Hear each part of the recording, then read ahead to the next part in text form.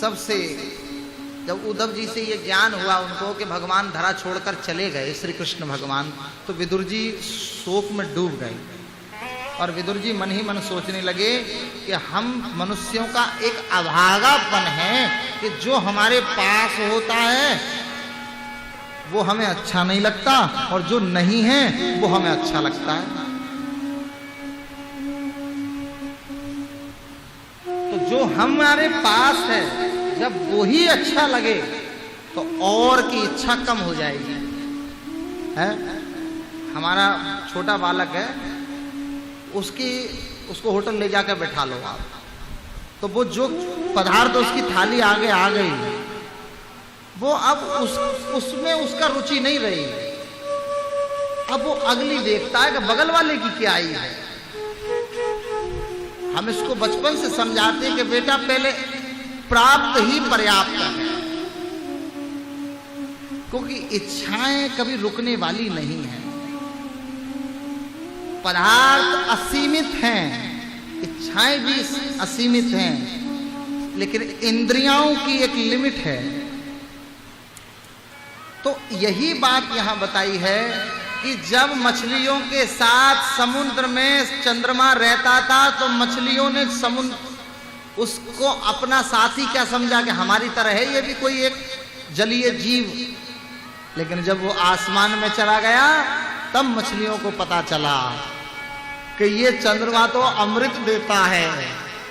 और तब पूर्णिमा की रात को तड़पती हैं, पूर्ण चंद्रमा को देखकर देखो सागर में ज्वार भाटे आते हैं, समुद्र भी उस चंद्रमा की तरफ आकर्षित होता है, जलीय जीव सब आकर्षित होते हैं। क्या समझे? जब तक जो पास है तब तक उसका मोल नहीं, वो जब चला जाता है तब उसका हमको क्या होता है, महत्व का ज्ञान होता है। जब तक माँ बाप हैं तब तक माँ बापों का मोल नहीं है। कल में एक चिंतन आया मेरे अंदर कि धुंधकारी कहता है कि 100 बार श्राद्ध मेरे गया में करोगे फिर भी मेरी मुक्ति नहीं होगी, जबकि शास्त्र ये कहते हैं गया में श्राद्ध से मुक्ति हो जाती है। तो धुंधकारी की क्यों नहीं होगी? जो व्यक्ति अपने जीवन भर अपने माता पिता को परेशान करेगा, माता पिता को मारे, अपनी मां को मारने के लिए उद्यत हुआ, उसकी गया श्राद्ध से भी मुक्ति नहीं होगी, उसकी सत्संग से मुक्ति होगी। बड़े बड़े दुष्ट स्वभाव के जीव जब सत्संग पा जाते हैं तो जीवन बदल जाता है। लेकिन हम लोग क्या सोचते हैं, घर में 5-10 सदस्य हैं तो पुरुष वर्ग सोचता है कि ये कथा तो महिलाओं को ही सुननी है, हमें सुननी नहीं, हम तो ज्ञानी पैदा हुए हैं।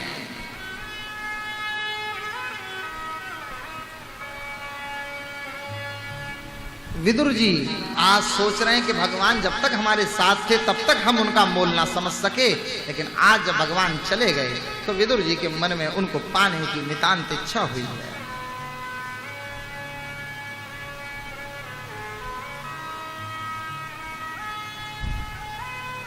उद्धव जी ने विदुर जी को मैत्रेय जी के पास भेजा। जब मैत्रेय जी मिले तो 2 संत हैं, ये जब आपस में मिलते हैं तो इनके हृदय में बड़ा उद्गार पैदा होता है। जैसे सत्संगी मिले तो अलग उनका मिलने का तरीका अलग होता है, लेकिन अगर कुसंगी मिले तो पहली बात तो कुसंगी फोन करते हैं, सूर्य अस्त हो गया, गाड़ी पर बैठो और बाहर चौराहे पर मिलो आनंद भंडार पर, क्योंकि वहां कोई देख लेगा गली में।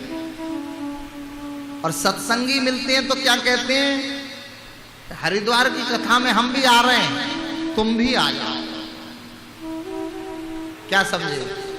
अब आप लोग एक दूसरे को प्रेरित कर कर रामेश्वरम ले गए, बद्रीनाथ ले गए, मेरी प्रेरणा से गए आप लोग। मुझे तो नहीं लगता कि मैं आपको प्रेरणा दे सकता हूं या आप मेरी प्रेरणा माने, वो एक अलग बात है कि बरसा भैया हड़का दें तो सब सीधे चलते हैं। बाप से बोलो राधे राधे। राधे राधे। 4 मिले 64 खिले, 20 रहे कर जोड़।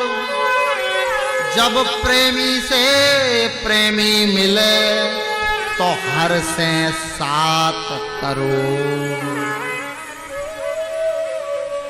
अर्थात जब 2 व्यक्ति मिलते हैं तो आंखें 4 हो जाती हैं और 32 दांत 64 हो जाते हैं, हंसकर मिलते हैं, और रोम होते हैं हमारे शरीर में 3 करोड़,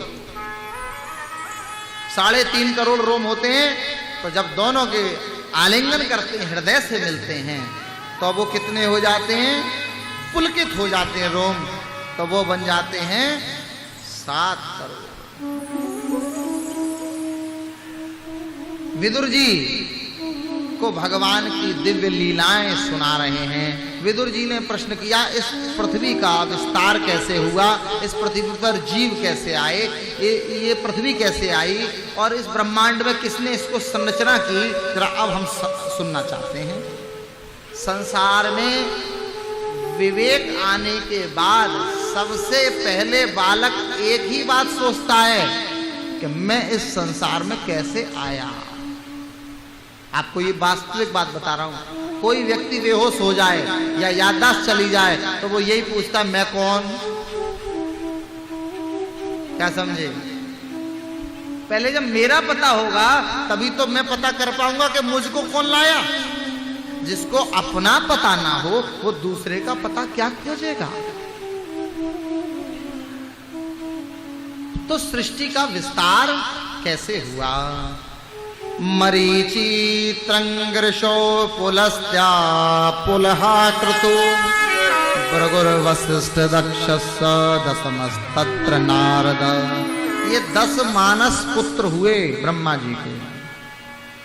सबसे पहले ब्रह्मा जी ने सनक, सनंदन, सनातन, सनत कुमार चारों भाइयों को उत्पन्न किया, और जब इन्हें उत्पन्न किया तो इनसे कहा सृष्टि करो। तो ये बोले हम भजन करेंगे, हम नहीं पढ़ेंगे गृहस्थ के चक्कर में।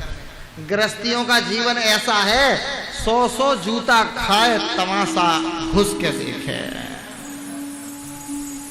दूसरे की लड़ाई देखने जाता है, अपने घर वो ही तमाशा है। एक पड़ोस में एक बीवी सुना रही थी एक आदमी को, तो वो तो सुना ही रही थी, ये बड़ा आनंद से सुन रहा था। इसकी बीवी आई, पकड़कर ले गई अंदर जाके। वो तो सुना रही थी, इसने कूटना शुरू कर दिया। तो इसको दूसरे की लड़ाई का आनंद है, लेकिन इसको अपनी कुटाई का आनंद नहीं है। भाव से बोलो राधे राधे।